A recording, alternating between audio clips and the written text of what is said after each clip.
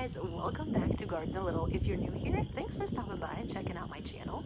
My name is Seema. This is my garden behind me. Right now it's not as pretty because I am grown zone 6A and it's, spring but also winter time as well. So today I'm up-putting my cold hardy things. Here I have my lettuce and then my Brussels sprouts and cauliflowers. Basil should be fine, still indoors for a while, but these lettuces are definitely outgrowing their space. Look at those roots here. Those are beautiful roots. And of course, because I'm outdoors, my ladies are outdoors. So lettuce is pretty tiny. I don't want to separate every single one of them, but I do want to give them some more space to grow.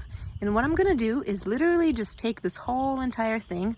I'm gonna rough it up a little bit and put it in a bigger pot just like this. It is so distinguishable that I don't think I need to label this because nothing looks like this out of what I'm growing. So I'm gonna rough it up just a little bit and I'm just gonna place it all and then make sure all of my roots are nice and buried. Actually, maybe I should break it up a little more just to separate them a little bit more. There we go, that's better. Here we are. There we go. Let's put some extra soil in here. Yeah, that's better. And hopefully as they grow, they will fill out nicely. And then I can place them in my garden, which will be very soon. Very soon. So let's do that for the rest of my lettuce. Now we're gonna do the same thing with my Brussels sprouts and cauliflower. Now there's no need for me to grow all of these Brussels sprouts. What I'm gonna do is choose the biggest one and grow it there. Look at these roots, by the way. Beautiful root system. They do go through this plastic, so this is a little bit of a hassle to get it off because it goes all the way around and it's kind of like a loop. But regardless, look at that. Crazy. So what I'm gonna do is choose two biggest seedlings and plant those. Biggest and strongest, how about that? And this part sucks because you have to throw away your seedlings. You don't have to, you can share with people. The thing is though that you gotta make sure you have people to share it with, or else you are spending your energy, your time and money in growing these plants that will not yield unless you give them plenty of room to grow in. So what do I do with the seedlings that literally just don't make the cut? Well, you can use them as microgreens. You literally can just eat them. Or if you're like me and you have serious issues, is that I actually plant them. Now I know they have literally maybe 5% chance of survival, maybe even less, but this way I'm actually giving them a chance, a fighting chance to live. And literally what I do is I make a hole in the ground. I don't separate anything and I just plant them right there. That way, if they survive, great, that's amazing. Like, more power to them. I feel good, they feel good, it's all good. But then if they don't survive, they just add some organic matter to my soil and some food for the wormies. That's just my issue. You don't have to do this.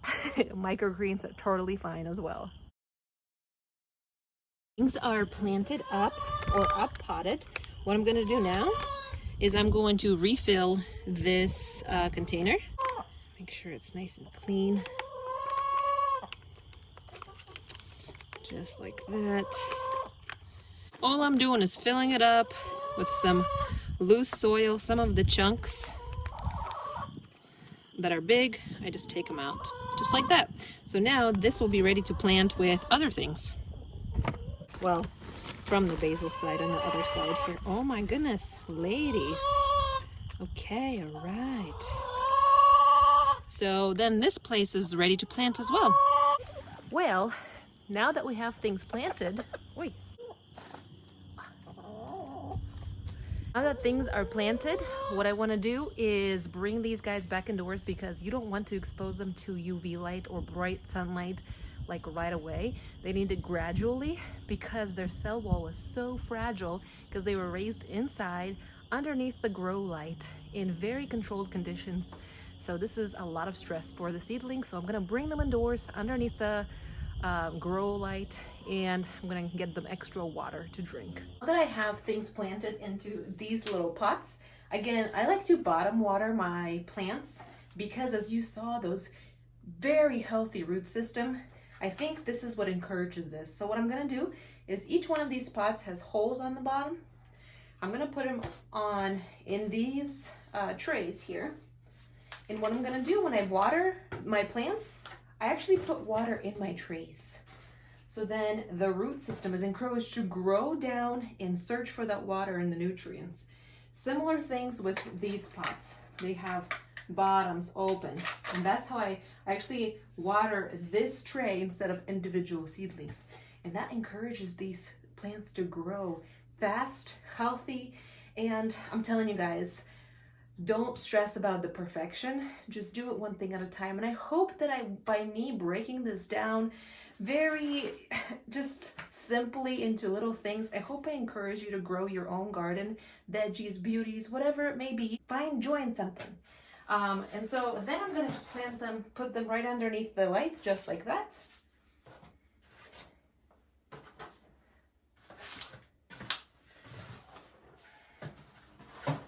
Ta-da! And you just let them grow.